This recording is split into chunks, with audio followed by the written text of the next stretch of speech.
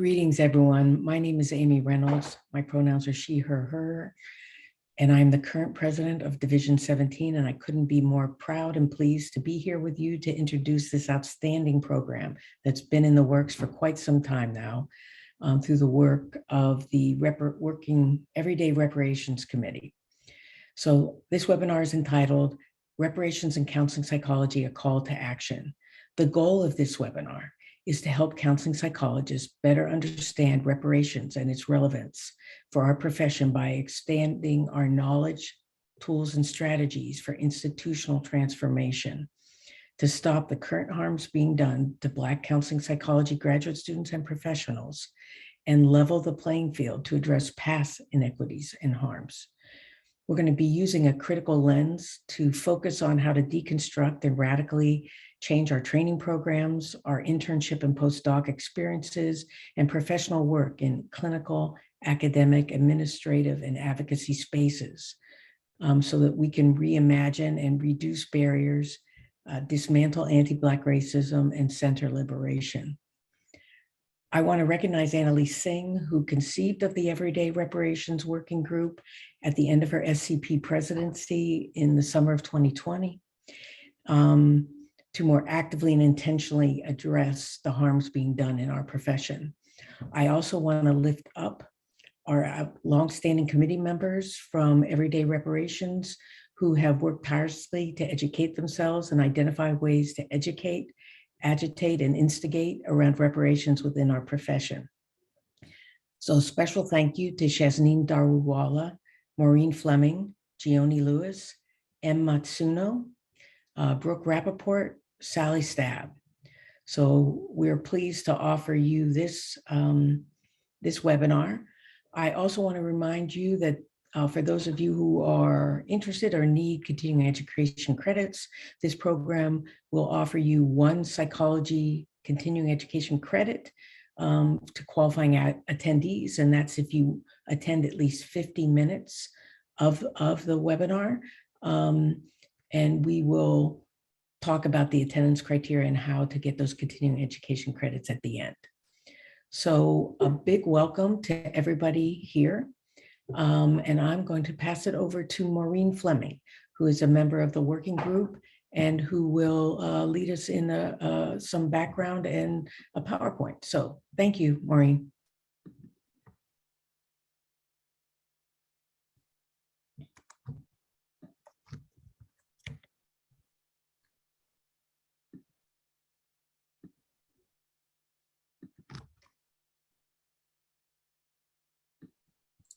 Awesome. Hi, everyone. Thanks for coming. My name is Maureen. I use she, her pronouns. I'm a counseling psychology doctoral candidate. I'm sure we're all coming here with varying degrees of knowledge surrounding reparations. So I'm going to quickly run through some definitions and then provide some examples specific to counseling psychology to situate us before our awesome panelists get started. And all of the information I'll present today is from the Movement for Black Lives Reparations Now Toolkit, which is an amazing resource that I highly recommend you check out if you haven't already. And so I'm gonna pop that in the chat now. So if you're able to open it up and read it through after this presentation, that'd be great.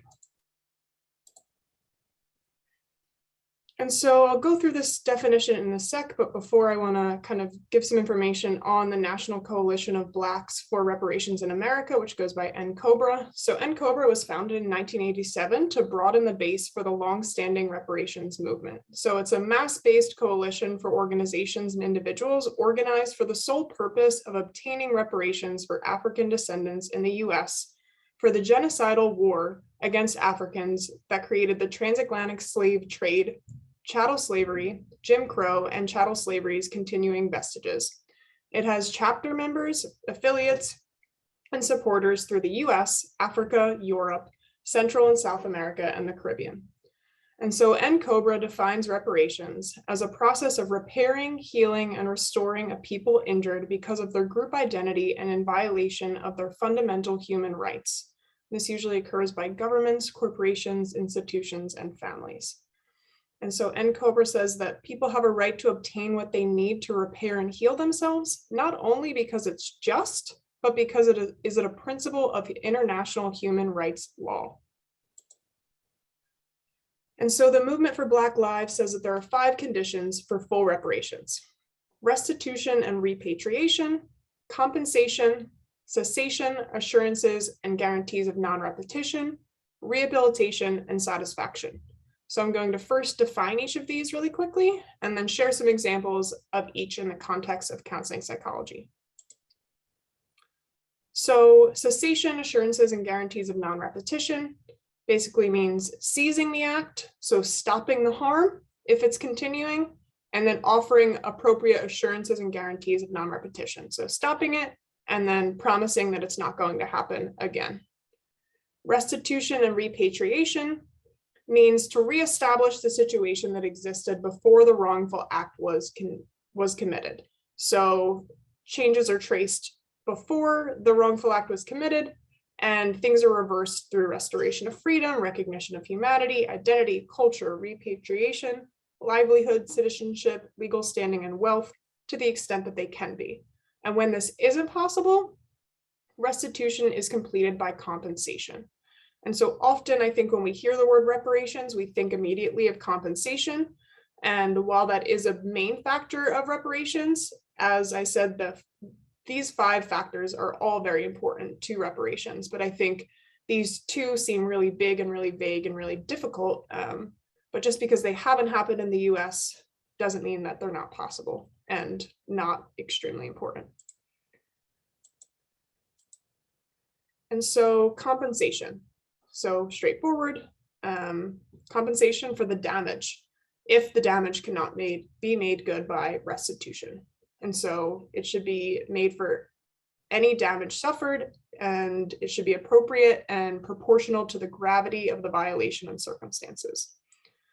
Rehabilitation, it refers to the legal, medical, psychological, and other care and services that should be provided for and given to make up for the harm that was caused. And satisfaction refers to more of the moral injury and damages, mental suffering, injury to reputation that is caused from the damage that has occurred. And so apology is a big one that kind of shows up here. And although it's, I think, less talked about in terms of reparations, again, it's the 5th and final important component of reparations, and all 5 are super necessary. And so, in terms of counseling psychology, here are some examples of what that could look like. And so when we're thinking of cessations, assurances, and guarantees of non-repetition, this could look like policies on accountability for those who do harm. So policies on accountability for graduate programs that do harm, and faculty members who do harm, or supervisors who do harm, or even graduate students or clinicians or researchers who do harm. It could also look like policies for inclusive curriculum. So that could be training curriculum, academic curriculum, practicum, internship, externship curriculums. When we're thinking about restitution and repatriation, this could look like loan forgiveness, course releases for faculty members, student scholarships or conference travel awards for faculty members, researchers, students. This could also look like graduate assistantships or fellowships for Black counseling psychologists, Black students. Compensation might look like direct payments to Black psychologists and students. Could even look like stipends and raises. Additionally, financial support for cost of living, school supplies, things like that. Rehabilitation, I think most straightforward, I think in this context, we think about financial support for therapy, but also financial support for alternative forms of healthcare that are needed to maintain wellness during graduate programs, professorships, clinical practice, research endeavors, like massage, acupuncture, chiropractor, herbalist, things that aren't always covered, but should be and need to be. Also, mandatory training for program faculty, staff, students, agency, clinicians, things of that nature. Also, free legal representation in compliance cases or civil lawsuits where harm has been done. And lastly, satisfaction. So this could look like surveys, focus groups, things like that that center Black counseling psychologists in the process when reparations are being formed or determined. And again, related to apologies, this could look like formal apologies and recognition of the harm that has been done. And so our amazing panelists are going to get into this a lot more related to their experiences and some more specific examples. But this is just a very quick overview because the bulk of this conversation or the presentation will be the awesome conversation. So thanks for listening. I'm going to pass it over to Gioni to introduce our panelists. Thank you so much, Maureen. I really appreciate all of the information you shared, particularly getting us to really think about reparations and counseling psychology, which is the point of having us all here join today. So my name is Gioni Lewis. My pronouns are she, her, hers, and I'm an associate professor and co-director of training in counseling psychology at the University of Maryland College Park. And I'm currently at this moment sitting coming to you from San Jose, California, which sits on the land of the Ohlone people. I am very excited to moderate this panel today and introduce our amazing panelists who are all just have been such great contributors to our field, amazing Black counseling psychology leaders. So I will introduce each of our panelists, and then we will engage in conversation, and then we will leave plenty of time for questions at the end. So definitely as questions come up for you, you can use the Q&A box and put your questions there so we can get to them during the Q&A portion.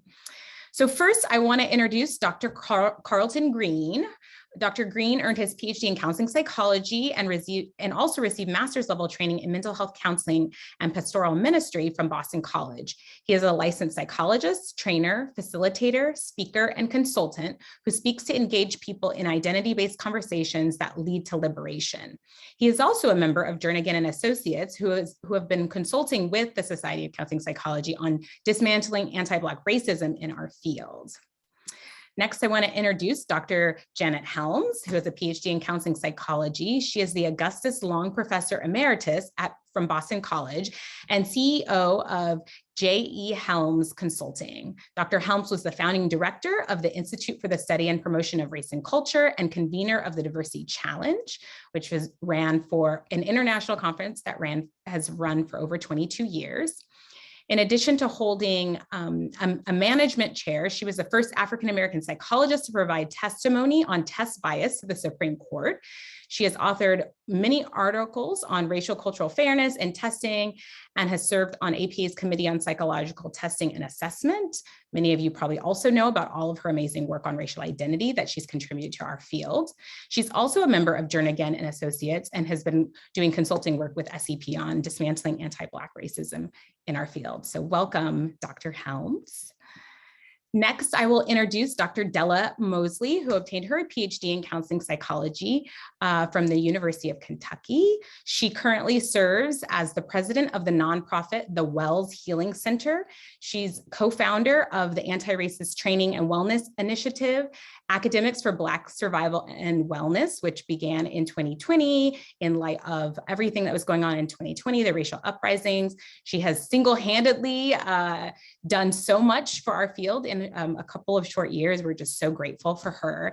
Della is also the co-founder of the Durham, North Carolina-based therapy practice, the Radical Healing Collaborative. She is an award-winning researcher, advocate, educator whose research focuses on Black liberation and the wellness of individuals marginalized due to racism, heterosexism, and gender-based oppressions. And she's also, I've gotten to know Della and worked closely with her as a part of the Psychology of Radical Healing Collective, which I'm fortunate to be a member of with her. So welcome, Dr. Della. Next, I will introduce Dr. Helen Neville, who's a professor in educational psychology, specifically in the counseling psychology program and African American studies at the University of Illinois, Urbana-Champaign. Her research over the past 3 decades has explored issues related to race, racism, and healing. She has received numerous awards and honors for her research, teaching, mentoring, and social justice advocacy. She is past president of APA's Division 45, the Society for the Psychological Study of Culture, Ethnicity, and Race, and was the one who brought all of us together as a part of the Psychology of Radical Healing Collective.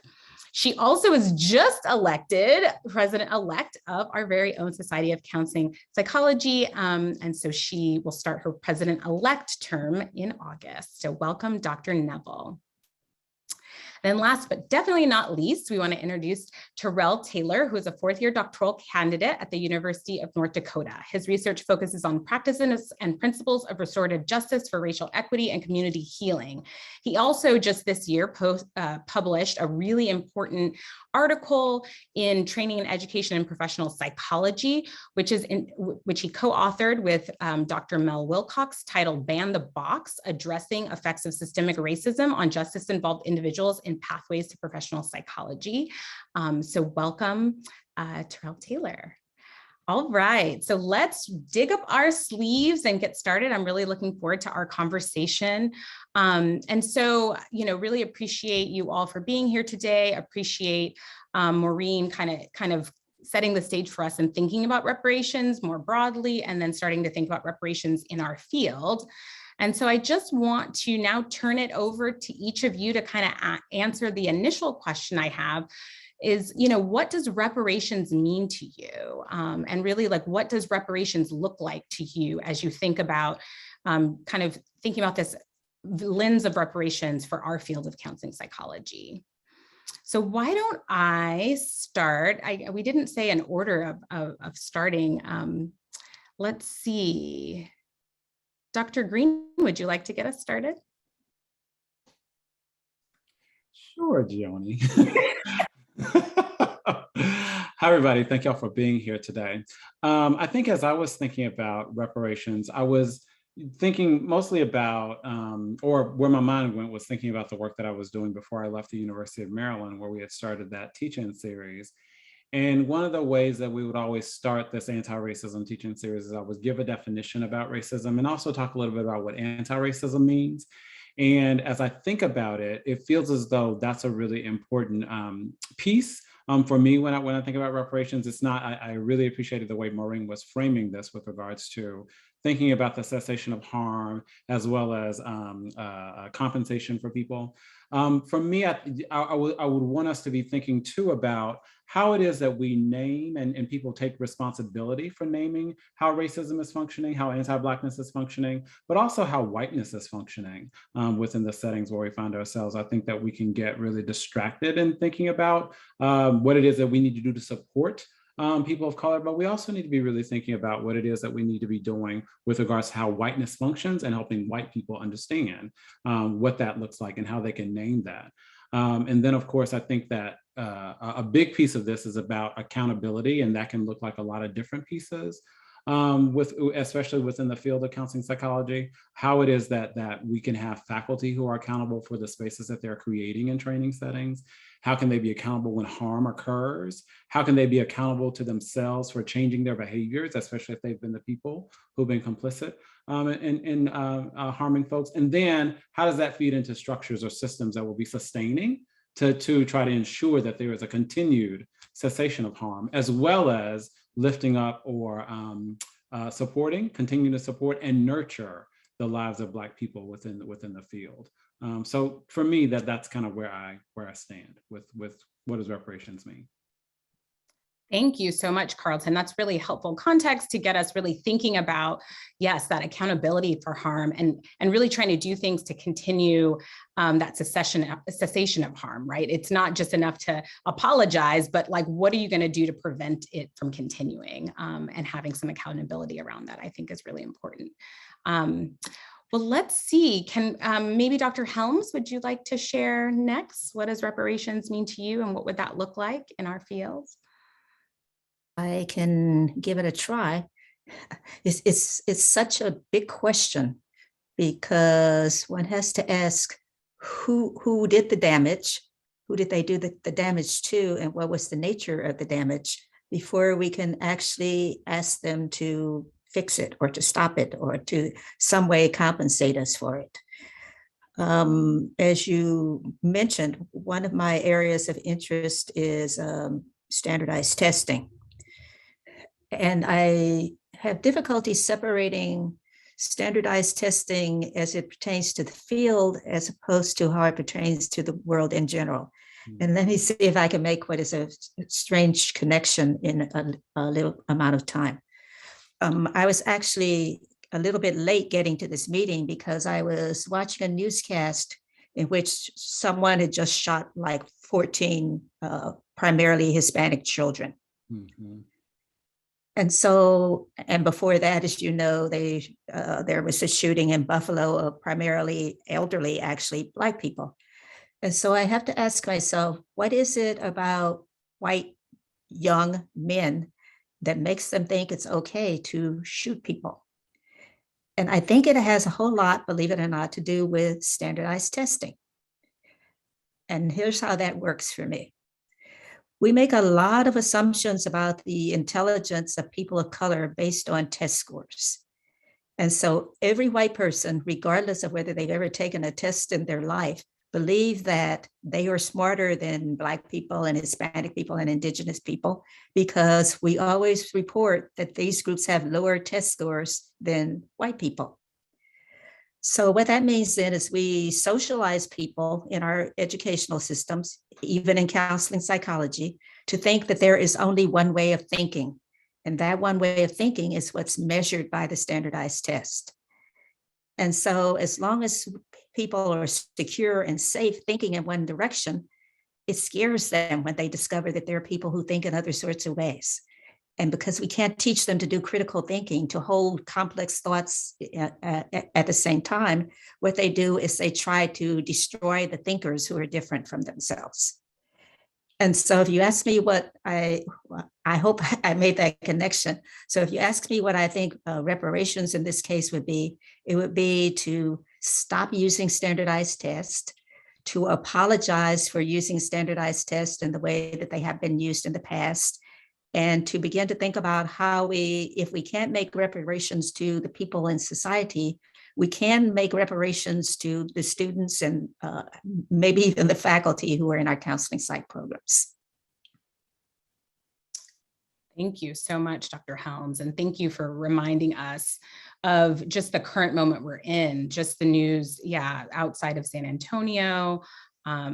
We offer our heartfelt condolences to everyone affected there. We know what just happened in Buffalo a week ago, and just really, putting in context for us, right? Anti-Black racism, interlocking systems of oppression, white supremacy kills. And there are these links to, the manifesto, right, from this person in Buffalo was talking about test scores and talking about intelligence testing and some of those racist ideologies. So thank you for making that connection for us.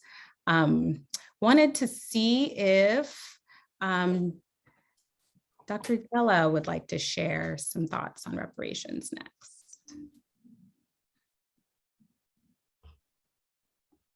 Back into my body. I wasn't aware of what just happened in Texas, and that is heartbreaking. I see reparations as like love. I just feel like it's so basic to me, like it's like moving with love, and accountability is part of the definition of love. Equity is part of my definition of love.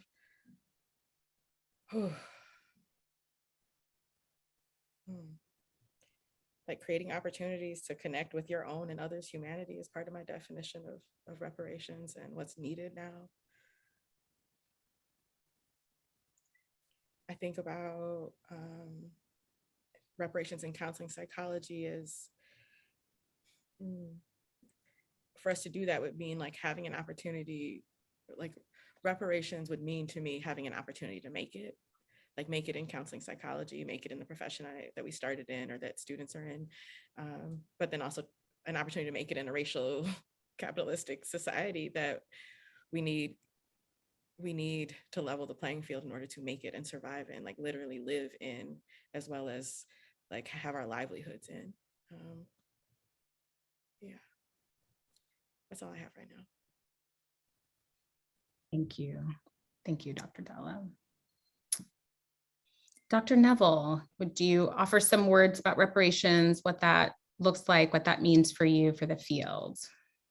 Yeah, conversation just got real, right? And a lot of this, like, I wanted just to thank folks though for inviting me to be part of this kind of historic and important conversation. And so thank you so much, Dr. Reynolds, for your leadership on this, and for the Everyday Reparations team for doing this. I think it's incredibly important. And it saddens me that we have to have this dialogue and conversation. But what does it mean to me? I think for me, it's the necessary condition for healing, particularly from state-sanctioned racial oppression and its remnants, for slavery and anti-Black policies. So it's part of a larger kind of historic social structure. And in order for us to heal as individuals and as a community, and I'm focusing on African Americans or Black folks right now, that we need reparations. That's going to be a condition of healing. And I think that's incredibly important. I was so glad that Maureen had outlined kind of the United Nations 5 types of reparations. And I think that was really helpful. And I'm looking forward to rolling up our sleeves and discussing that. But I actually think that there are some things that I feel are particularly important that counseling psychology can contribute to. And these have to do with like this rehabilitation. That essentially means providing psychological, vocational services to people. We are just talking about these horrific events that have happened. But for right now, I'll focus on the anti-Black racial violence, what happened in Buffalo. We are coming up on the 2nd anniversary of the murder of George Floyd, which, Breonna Taylor preceded that. It's a lot of racial violence that has been directed to us. And we know that as a people, we are impacted on the various ways in which we are dehumanized. Of course, we have all these amazing strengths and cultural strengths that we are able to help and hold ourselves together and experience joy, but we also experience pain. And I think counseling psychology is particularly positioned to provide services for free of charge to those people that have been directly hurt by the remnants of anti-Black racial violence. So I think I also didn't want to minimize, the idea of the satisfaction piece, because I really saw that satisfaction piece as accountability coming in here, because folks have to acknowledge guilt, right? You have to say, we done did you wrong. And that is incredibly hard to say. So yes, it's an apology, but acknowledgement of guilt is a little bit more powerful for me. So when I think about like all of these reparations and what it means to me, I also think about like, why does counseling psychology need to provide reparations? Like, what is that about? And we're going to get into some of that.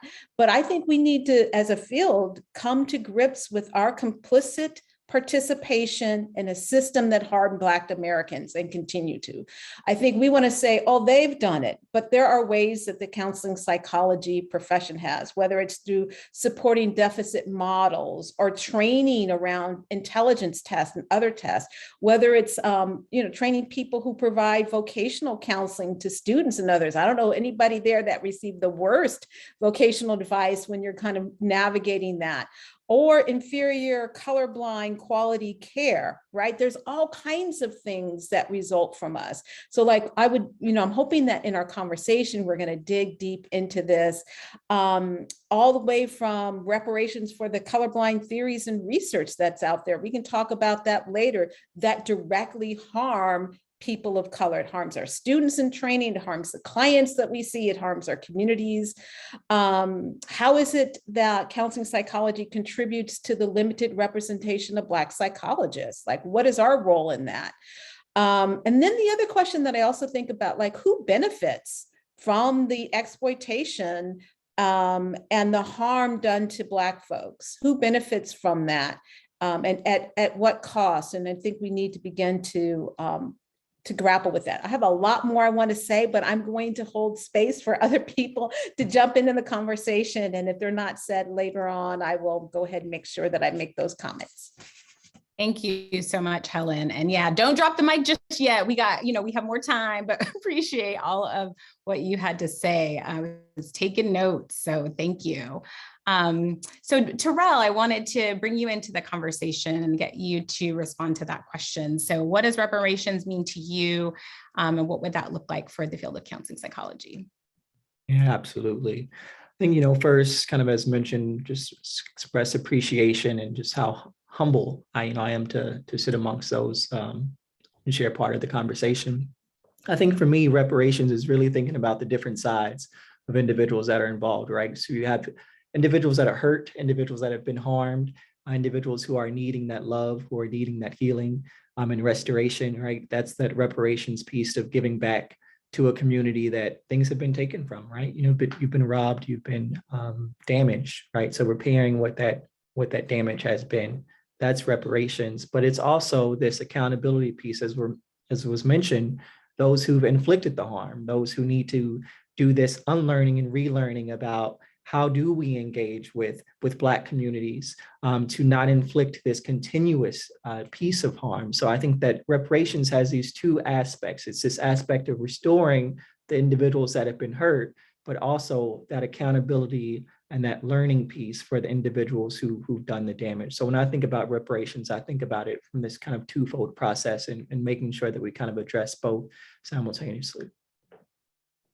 Thank you so much, Terrell. Really appreciate that. Really appreciate each of your remarks for kind of really setting the stage for us to really think about what this means and looks like for counseling psychology. So some, folks talked about this idea, of course, of these harms, right? And we have, harms that are happening on a grand scale in our society. And then we all have the specific harms that have been also happening within our field.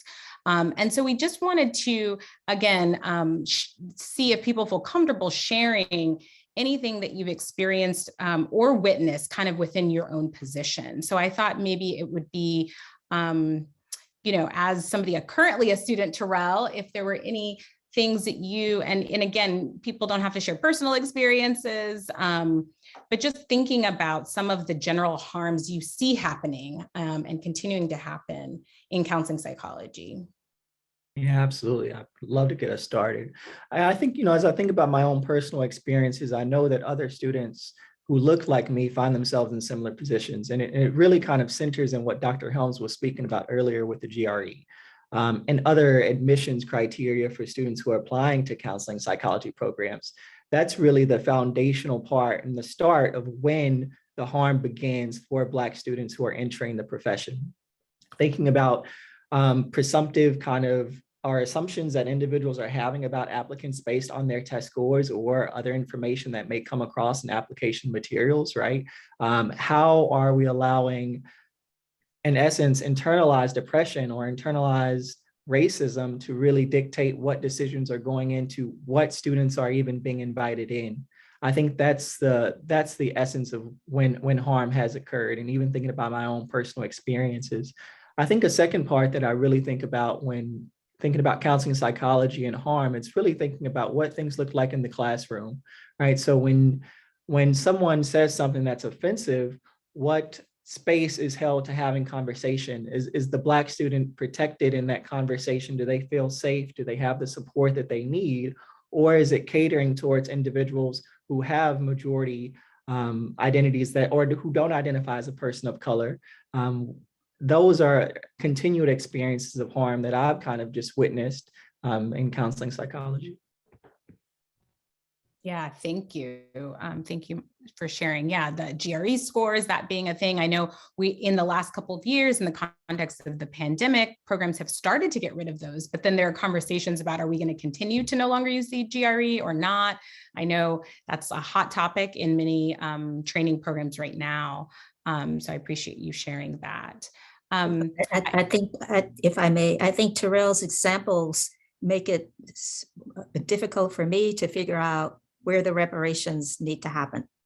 So when you talk about the GRE, for instance, there are the people who never get in because of the GRE, but how do we, and many of them are talented and should have been in a graduate program if they wanted to be. So how do we do reparations that affect them or remediate the harm that they've experienced. Then we have the ones like Terrell who actually get in, and their test scores may be fine, but because of the stereotypes we hold about Black people, particularly, he will forever have to be proving to people in his program that he's as smart as his white peers, when in fact he may be smarter than his white peers. So it's kind of like, how are we going to untangle racism in a way that allows us to say, this is how it affects people who look like Terrell, or this is how it affects people who look like me, in a way that deals with the people who are harmed and we never see again, as well as the people who are harmed and we see every day. Can I add something on to that piece? Because I think Dr. Helms is introducing some dimensions around being in a counseling psych program.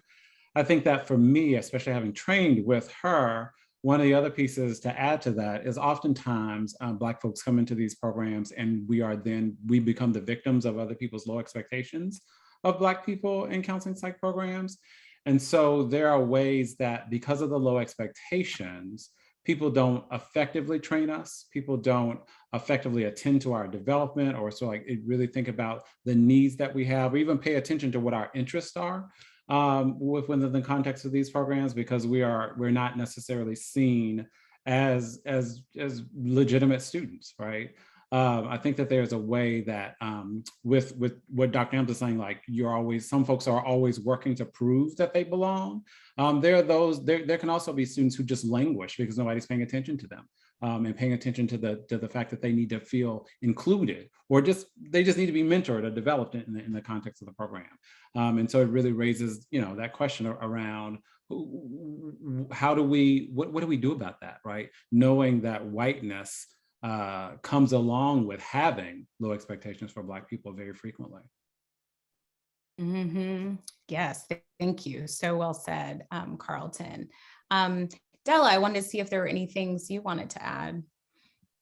I wonder if there's a bunch of students on this call I see, and I wonder if there's anyone who feels comfortable, who it would feel helpful for them to name their own pieces in the chat. It's not always safe or helpful, but if it is, I invite them to share what they've experienced, the harms that they're experiencing or have witnessed others experience. But yeah, I've experienced a lot, and I don't think I'm gonna rattle those off now, but the ones that I'm most concerned about for the students who I work with is the retaliation that happens when harm is named.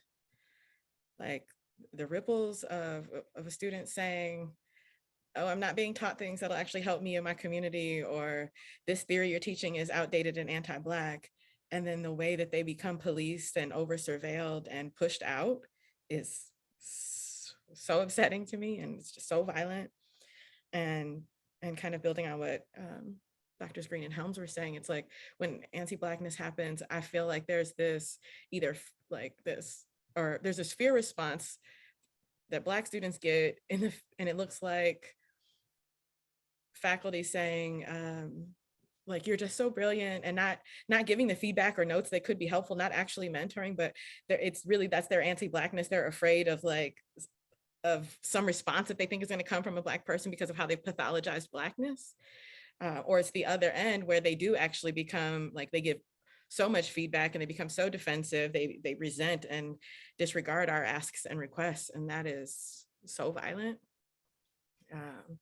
Yeah, that comes up. I'm thinking about students in our counseling centers or who seek counseling in different places who are just more likely to be referred out, just overwhelmingly referred out, not receiving the care that they're paying for. That's an iniquity that's happening. People are paying their dollars, they're showing up as students, and they're not getting the care that they need.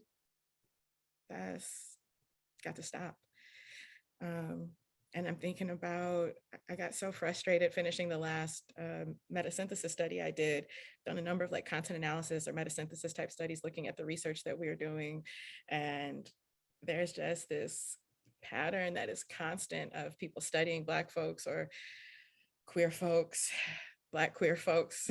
And there's like study after study being done, recommendation after recommendation for certain interventions to be made, but no intervention being made, just another paper being written, a CV being padded, and no change for Black folks and the folks that they've been studying and building their careers off of. That shit's gotta stop. Yeah. Yeah. Yes, yes. Or getting grant dollars, right? I know we, talked about that in a previous conversation, just how all of a sudden there's all this grant money out all of a sudden to study structural racism and study people of color and study Black folks, and who are getting the grants, right? Most of them don't look like us. All of that. That's right. Wow. Can I just go ahead and chime in here? Because I think I really appreciating the comments, and the words that you just said, Dr. Della, that was really pushed. It's like people being pushed out. And I think that counseling psychology is part of a larger system that is toxic and anti-Black. And so it's not like anti-Black things happen or racist things happen to people. It's the system and the culture of the place that imbibes and it's part of the fabric, and that we need to deconstruct, to challenge, to overturn, to come to grips with. So it really makes me sad, but it is so true that people are being pushed out of the field of counseling psychology and allied areas. They're being pushed out of teaching in our programs because of the anti-Blackness that they are experiencing. It breaks my heart when I talk to students who are like, I'm barely making it through. I'm thinking that I might not quit. I've heard this dialogue over and over, or I'm going to stay in and tough it out at my own expense, my own mental health expense. I mean, there's a lot going on. And I think that it has been exacerbated over the past couple of years with the pandemic, with the health pandemic, and people are isolating things. And then we come to this awakening moment, and we really haven't done any real thing about racial reckoning. And what I hear is a lot more dissatisfaction with people's program, with their experiences, a lot more gaslighting in practicum sites and other applied experiences where Black students are saying, hey, this is what's going on with me, and woke people saying, no, that's not what's going on here. And so I think that we've got to really get to how it is that this environment seeps into everything that we do. Anti-Blackness seeps into our cultural representations and everything that we do. Yes, thank you so much, Helen. Thank you all for sharing your remarks. I mean, and it is painful and it's heartbreaking. I feel like so many students I've heard are leaving programs, so many faculty, right, particularly Black faculty, leaving academia altogether, given the toxicity in our training programs. And I think that this is why this conversation is so important. And so just thinking about, stopping the harm. So wanting to hear some folks, we already kind of started this conversation. I think Helen was starting this conversation. What are some of the ways we can stop these harms from occurring? It sounds like, like Helen, you were saying, this is a systemic issue. So what can we do at the institutional level to kind of disrupt this system? Do you have any things you might want to add there? That you want me to, okay. Gosh, there is so much in terms of stopping the harm. We need to know what the nature of the harm is. I don't think we have a clear assessment of the extent of the harm, both the root causes of the harm and how the harm is currently expressed. There are some measurable things. We know that there's a lack of representation. That is a harm, right? Lack of representation in programs, as psychologists in the workforce, licensed psychologists, people, we know that. So, but we don't know the other extent of the harm, how it is harming people's mental health and other kinds of things. So I think completing something like a power analysis to understand the history of past wrongs, to name anti-Black racial oppression, and to really stay focused on that. I'm also, I think, an ally to other racial and ethnic groups. And I want us to do the same in terms of looking at their experiences. But many times when we have focuses and we're going to say, we're going to talk about anti-Black racial oppression, then people take it and say, well, you missed this, and we are also included, and this is our experience. And that might be truth, but can we just have a moment where we can talk about the experiences of people who built the wealth of this country and have continually sacrificed. And I will also say that whatever that comes from this, whatever reparations takes place, it's going to be a collective reparations. It's going to be structural changes that is going to make it equitable for everyone. But just give us a minute to talk about anti-Black racial oppression. So doing this power analysis, I think, is really important. You'd be surprised by, or maybe not, those who are our leaders, whether they're in training sites or in our program, who are teaching the courses, that they are completely not prepared to do this. So we need to be really mindful about how we hire people, how we bring people into the field, how we honor them and promote them. We need to be really consistent about creating color conscious policies that are going to promote wellness. So not just representation, not just talking about what white folks can do and leasing kind of anti-Blackness, but create color consciousness policies that can promote wellness, well-being, liberation for Black folks. So it's not just the bad stuff, that we also are deserving to have rich experiences that we can, benefit ourselves and the communities in which we serve. So those are some of some things. Thank you so much, Helen. I love that, a power analysis and thinking about past wrongs. I just also think about, the fact that you were just elected president-elect.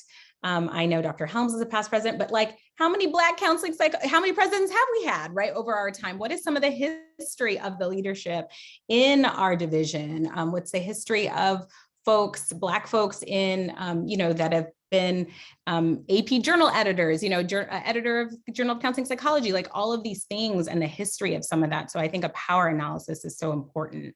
Wanted to see if Carlton, if there's anything you'd like to add on how we can stop some of these harms, either at kind of a structural institutional level or more individual interpersonal level. So it's a hard conversation to have, going back to Dr. Helms's point about talking about harm, who are the harm doers, but there is a part of me that, if I go back to the presentation that we did back in June or whenever it happens to be, talking about, for me, thinking about the training focus, I wonder, thinking about Helen's idea about this power analysis, I also wonder what it would be like to commission just a history of race and racism within counseling psychology, such that becomes a really important part of the read for students.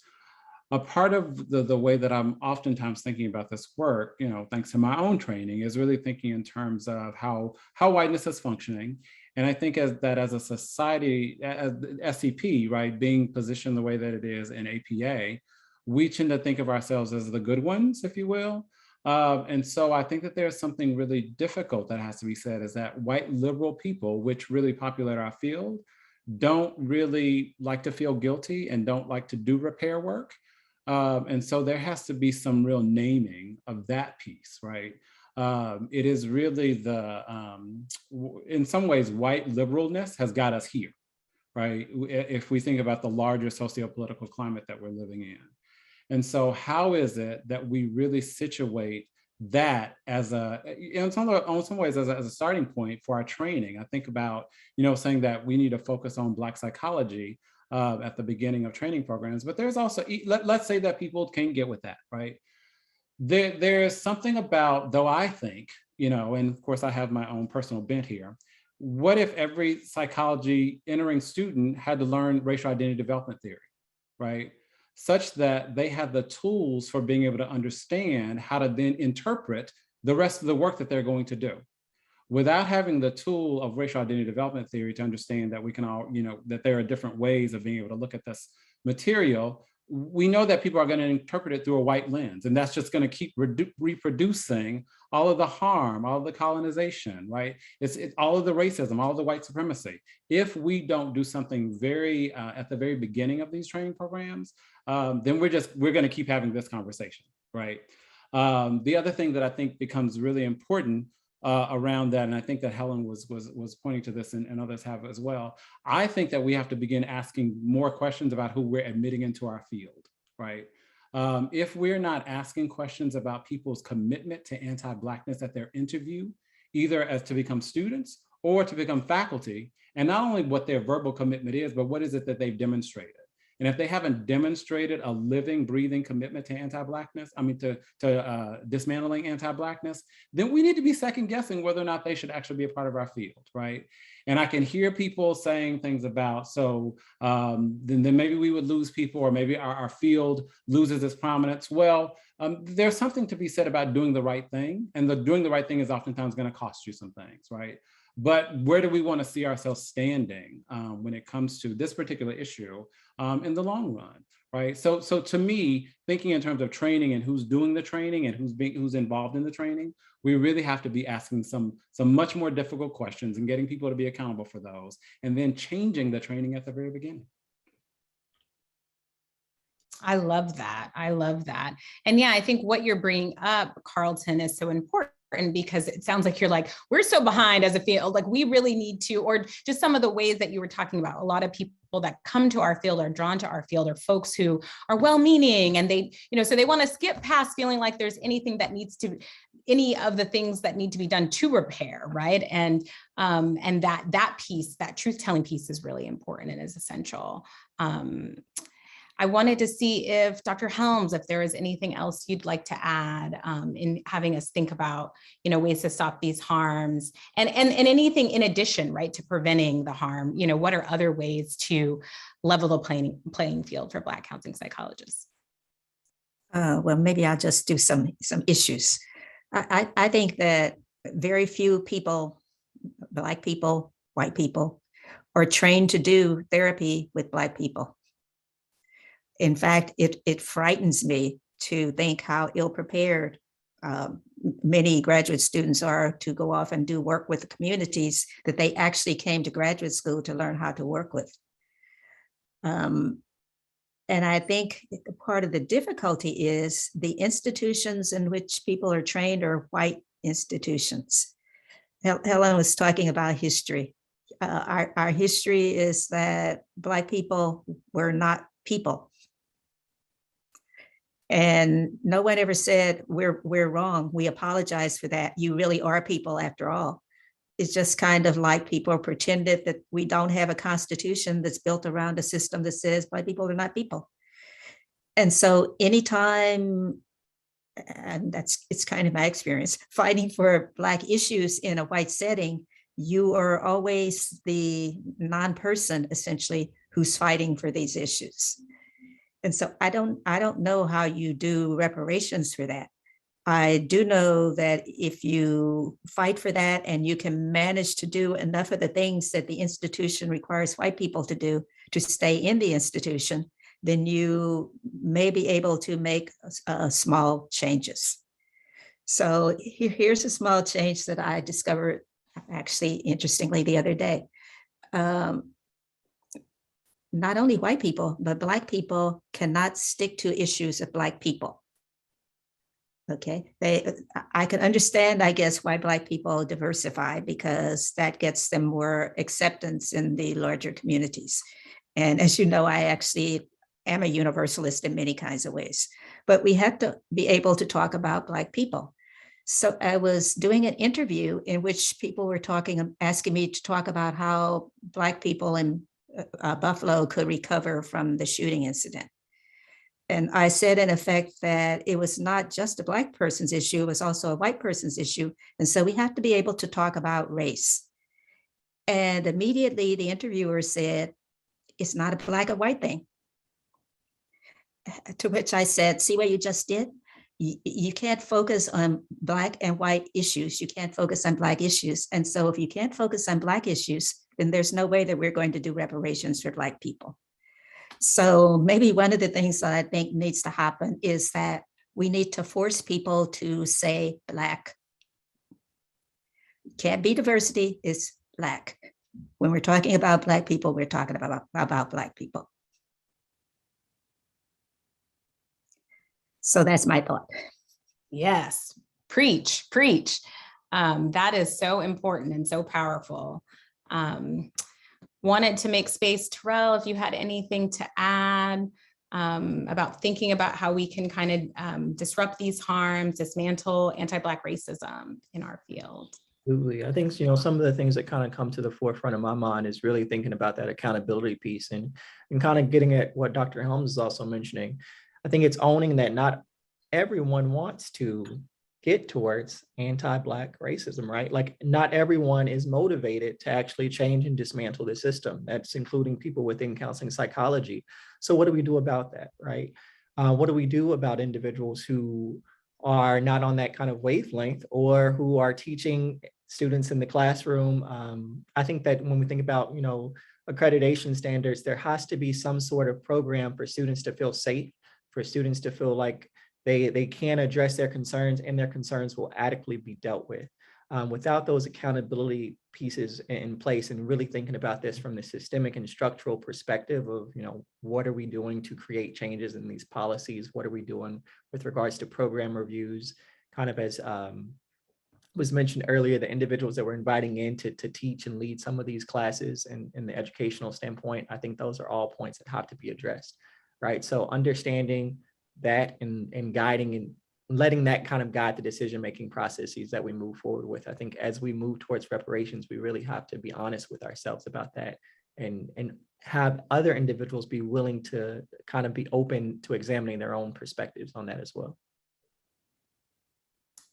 Thank you so much, Terrell. And yeah, I'm thinking other people in the chat are talking about APA accreditation issues and the importance of pushing in that area as we think about how to prevent harm, right? If we're forcing, like, you know, Carlton was saying, forcing folks to take a particular Black psych course or those types of things, you know, training people about how to work with Black folks, like all of these things have to happen early on. And if accreditation's attached to it, right, and attached to whether or not these training programs get reaccredited, maybe some things might change. Well, I know, you know, we're running low on time because we want to, but oh, go ahead. Does somebody wanted to chime in? I was just going to add that maybe faculty need to be more social activistic than they tend to be. Like accreditation programs, people just follow the rules rather than challenging the rules. There are, I don't know if you know, there are supervisee competencies. The supervisee competencies are awful.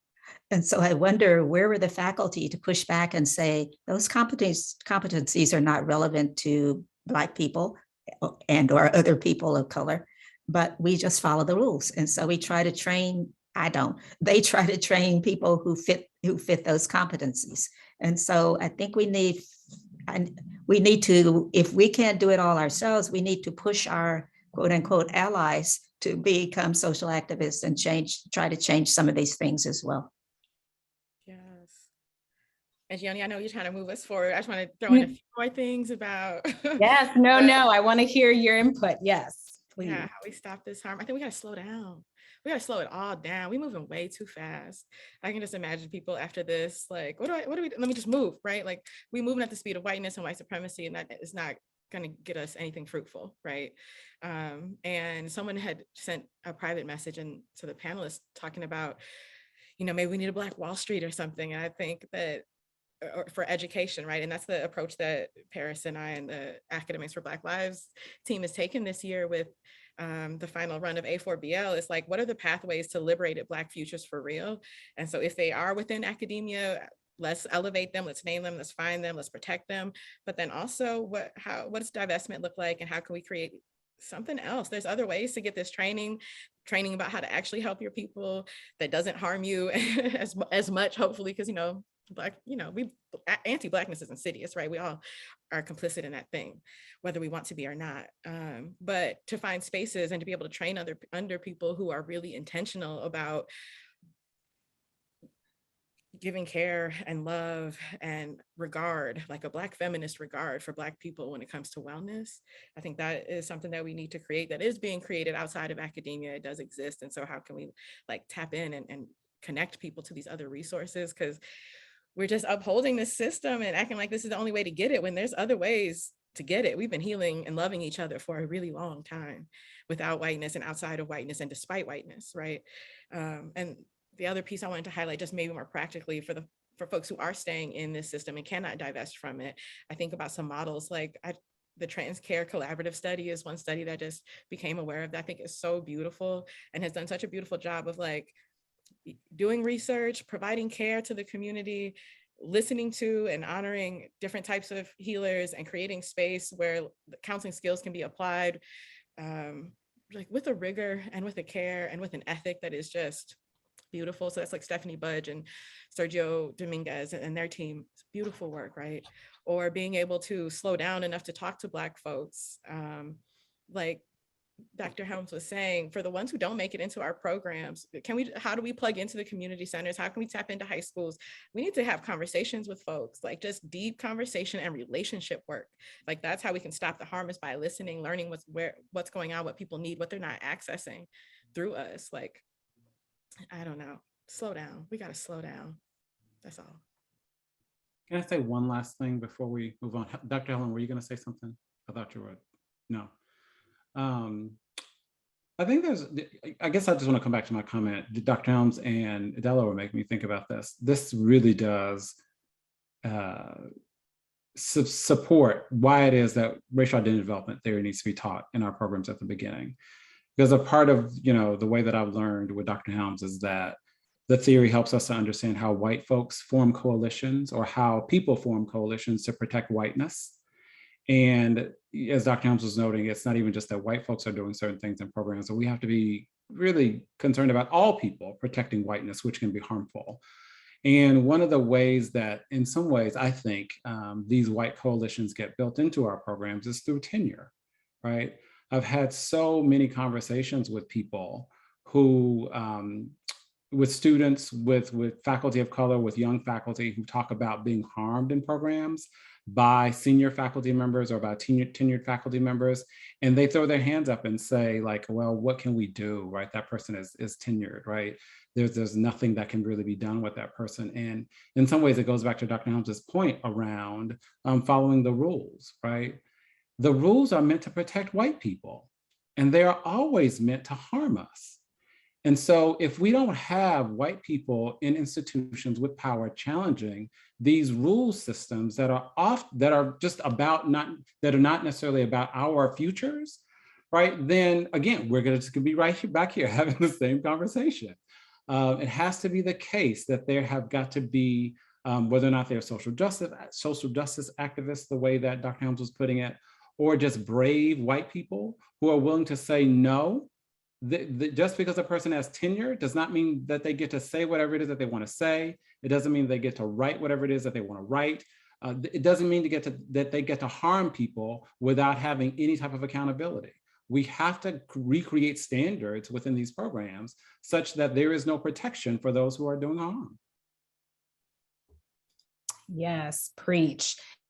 Yeah, because sometimes some of these places, it's the same people that have been doing the harm for 20 plus odd years, right? Driving, choking Black faculty member out, and it's a revolving door, right? Like everybody knows, has those experiences where every, 5 to 7 years, a particular program will get a new Black faculty member who doesn't end up staying. And what are we really doing to change, the system and change, change the environment for those spaces for Black folks to thrive?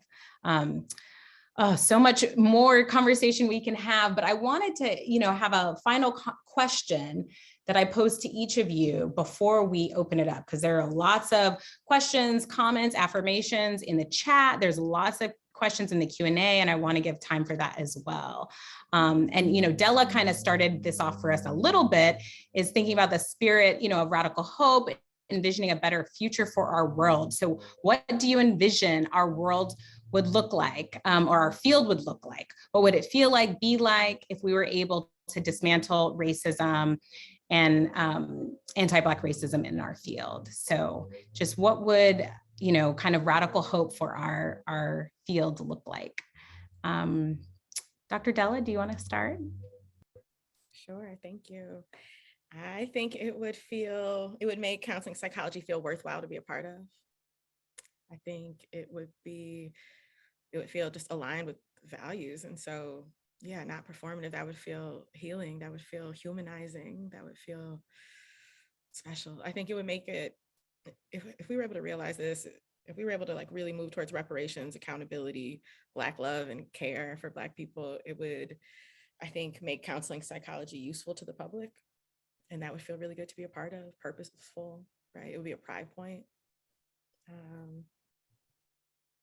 And I think it would ripple, right? Like hope sustains life. We know that. So there would be more Black life if there would be more Black life because of this work. And that's what I want. That's what that's what I'm holding on to and what I'm still fighting for within counseling psychology. Thank you, Della. So powerful. Terrell. Yeah, absolutely. I think so wonderfully said. I think it comes down to just feeling liberated, right? Feeling like you have the space to do what it is that you want to do, knowing that the opportunities are there, right? Being able to expand on creativity within counseling psychology and not feeling judged and criticized for it, and not being invalidated and not having to question the authenticity of what it is that you are here to do. I think it's being able to show up as yourself. So I do think that, addressing all of those are ways in which, addressing reparations in counseling psychology is so important. I think it's bringing other individuals into the pathways of counseling psychology.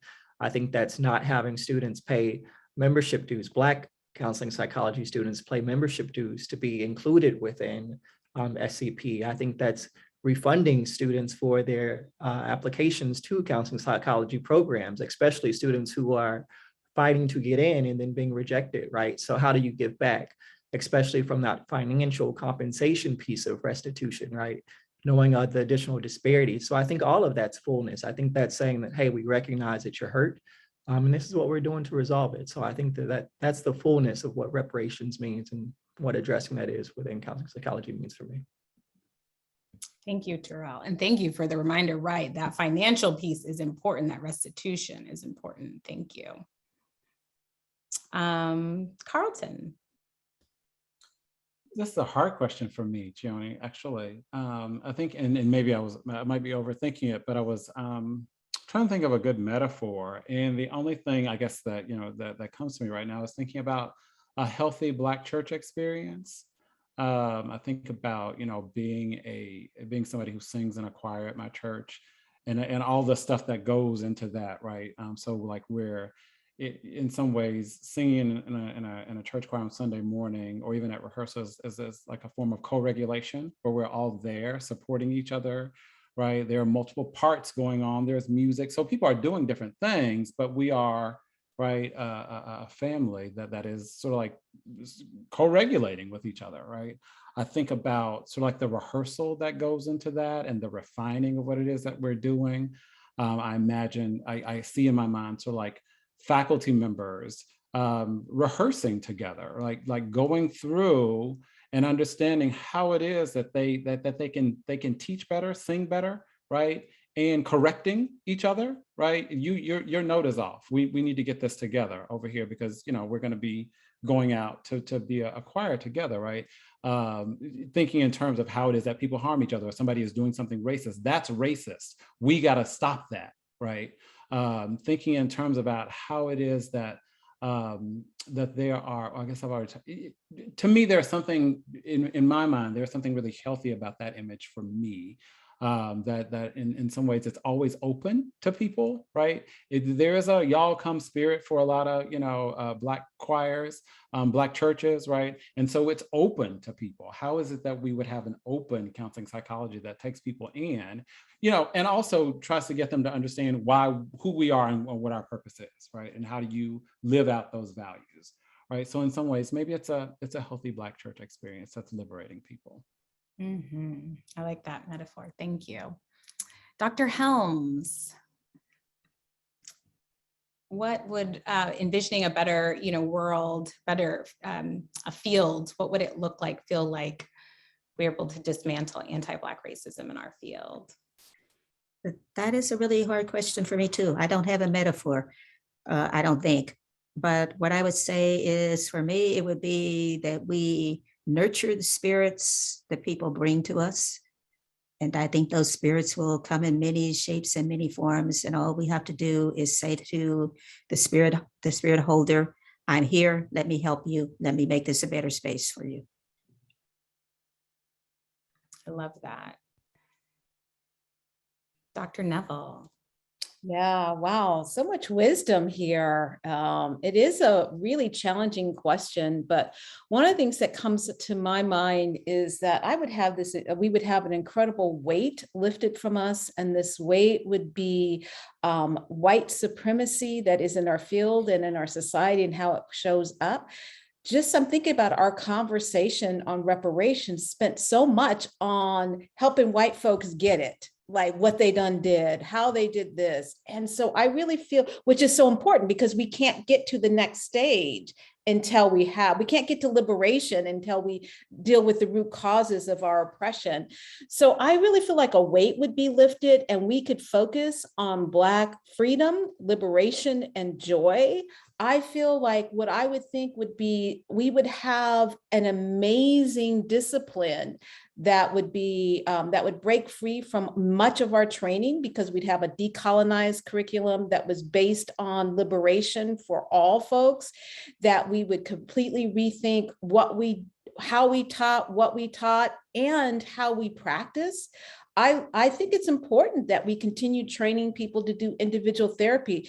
But we have lots of unmet need out there in our community, and individual therapy is not going to meet the demands. So I feel as though we would have individual therapy, but also a range of other culturally relevant and celebratory ways of healing that would be honored, that people would be trained in, and that we can meet the unmet need. I feel as though I would really see that Black folks in our communities that are most in need would have access to free, strengths-based mental health services on individual and collective levels, and that counseling psychology could lead the charge in really pushing for those kinds of stuff. I see that we would have Black representation on all levels. And I like this idea. I also think that compensation, we should not, abandon compensation. I'm talking about waiving fees for, I loved how people talked about waiving fees for applications, but this would include internship applications.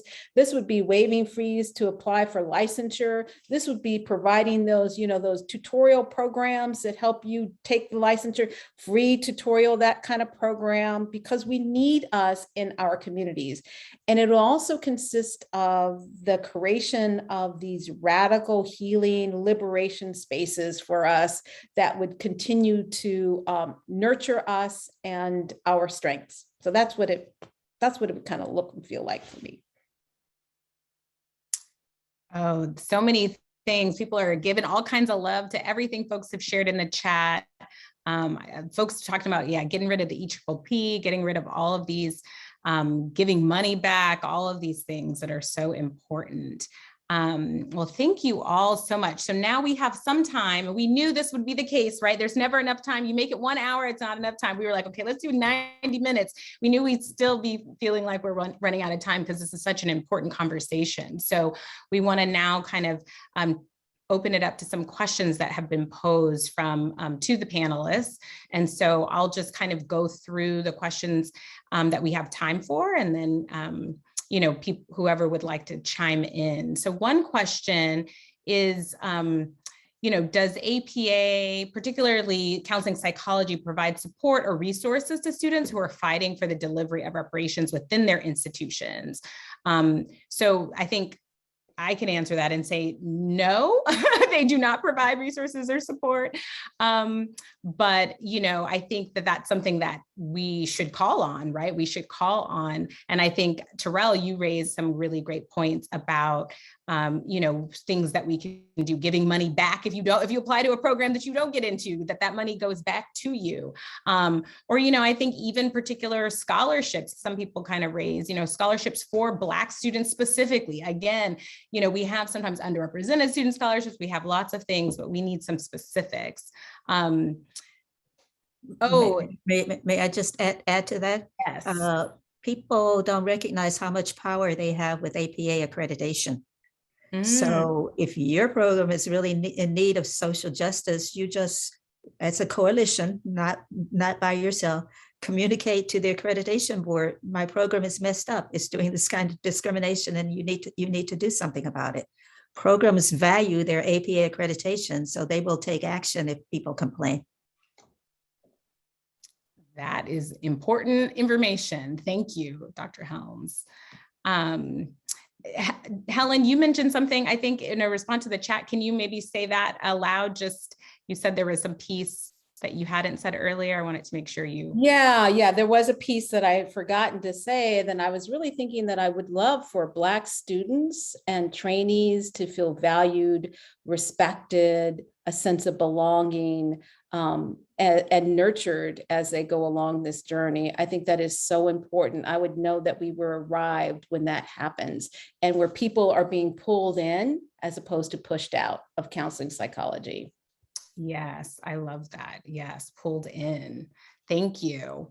Well, since we know we won't have time to get to all the questions, I'm just gonna, Amy's gonna send me a few as we go along. So one question is, how can we integrate reparations and kind of this conversation around reparations as a part of our multicultural training in the classroom? Anyone want to maybe share some ideas about that? Maybe Terrell? Yeah, I think the first thing that kind of came to mind for me is not really centering it within one class, right? So it can't just be integrated within the diversity and multiculturalism class. It's how are you decolonizing all of the syllabus for all of the courses that are taught within the program, and kind of, as Dr. Green was mentioning, making that the forefront or the start of the educational process for students, as opposed to, if we have time to get to this, we'll get to it. I think it's asking a lot of the tough questions that we talked about here today, right? So having conversations with students about, what does this look like? What are you needing, right? Because when a harm has been done, that should be the question. What are you needing in the moment, and how can we help get you there? So I think it's having those same conversations with students in the classroom, and then really taking an honest and willful look into the practices that you're engaging in with your institutions. I'll just add one piece to that, Gioni, which has to do with the history, right?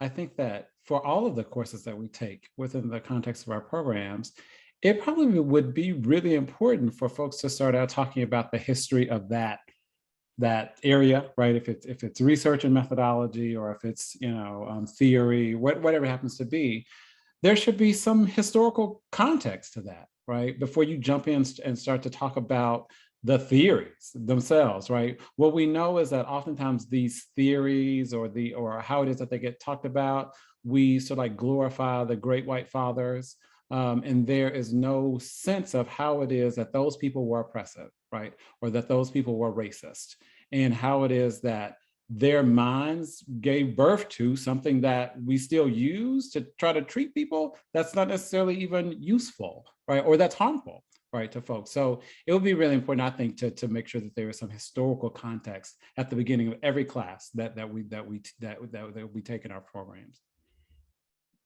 Yes, I love that.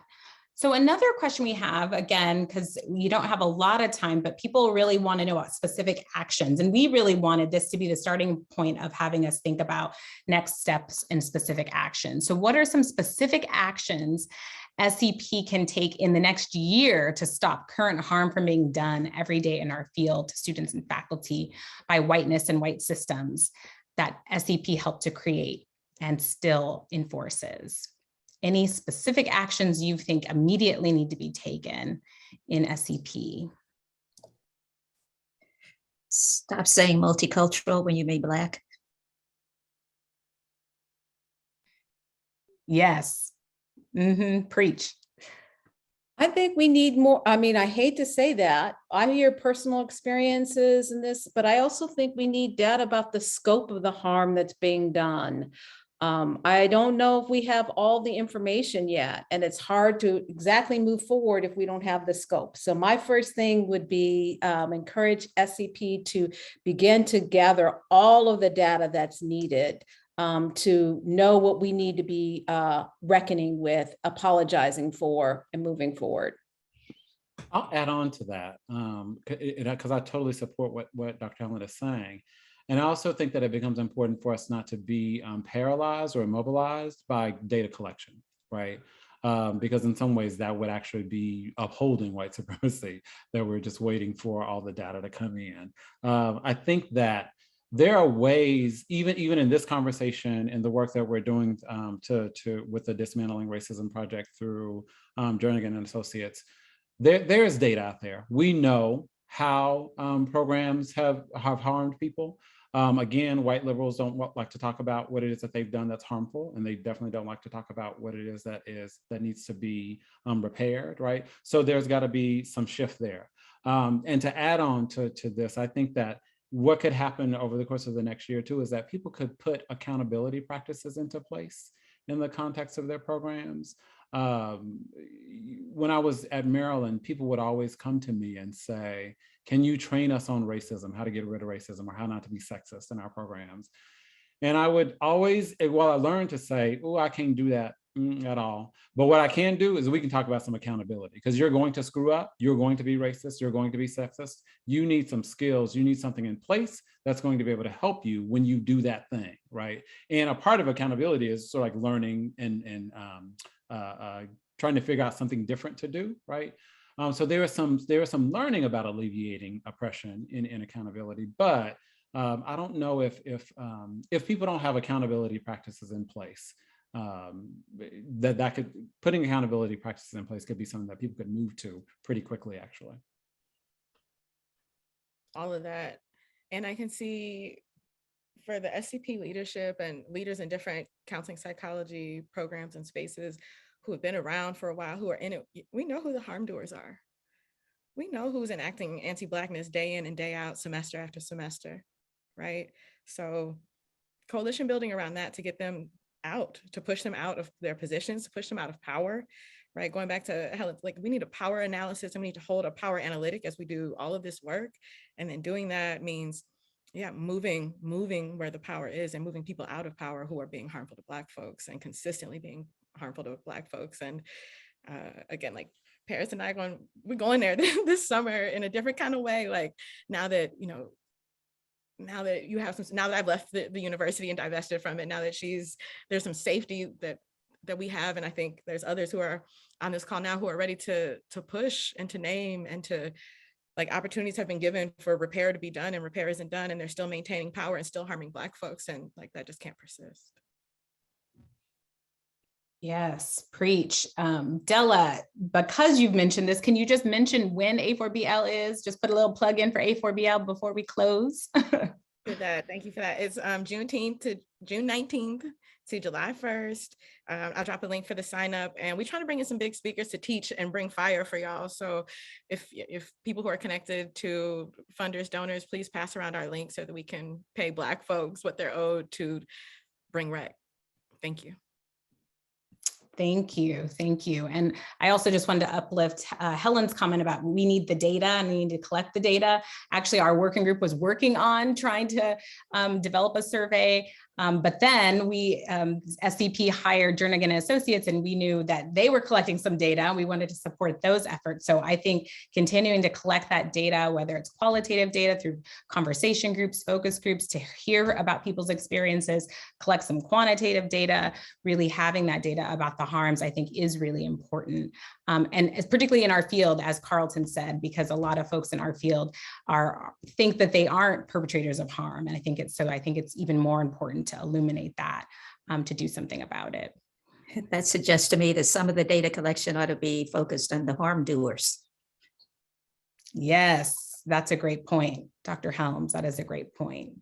Yeah, I think we think about collecting the data on the folks most affected, and that's important. So we need the data on Black folks' experiences, but we also need some data on white folks and their perpetuation of racism and white supremacy. I think that's so important and so powerful. Well, thank you all so much. This has been an amazing panel. I want to now just really thank you all for all of your wisdom and expertise. This was just the beginning conversation. I think we have much more work to do. I think we've charted off a path for thinking about how to move forward as we think about reparations and counseling psychology. So I'm going to pass it to our current president, Dr. Reynolds, to wrap us up and tell us about some next steps. Wow, thank you. What a powerful, powerful conversation, deep, challenging, inspiring. Such critical thinking. I'm going to put in the chat just information that you need about CEs. I just want to say that 235 people showed up and 188 are staying here till the end. That is impressive for 90 minutes when people are busy and hungry and got other things to do. And so I also want to say that we've copied down all the questions, and those are questions that SCP can begin to wrestle with and talk about and think about how we can address some of the important issues that so many of you raised. And finally, I just want to say I'm painfully aware that I am just 13 miles away from 1275 Jefferson Street in Buffalo, New York, where the terrible massacre occurred just a short bit ago. And I want to highlight something that somebody said earlier, because I was down there earlier this week and I had a conversation actually with somebody who worked at TOPS, worked that day. And she said, people are going to forget about the east side of Buffalo in just a bit.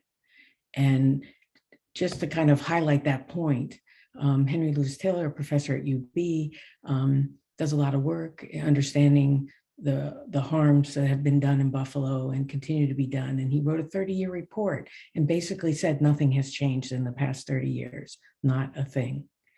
And so while our hearts are all breaking for what just happened, we can't just focus on the bright lights of these most horrific assaults. We have to go in and do the work, not just in our communities, but also our training programs in relationship to our communities. And so I'm just really struck by that and struck by holding that for all of us to do wherever we work, whether it's we provide clinical services, training, whatever it is. Counseling psychology needs to be more community-based and be out there helping. And so just a challenge for us all.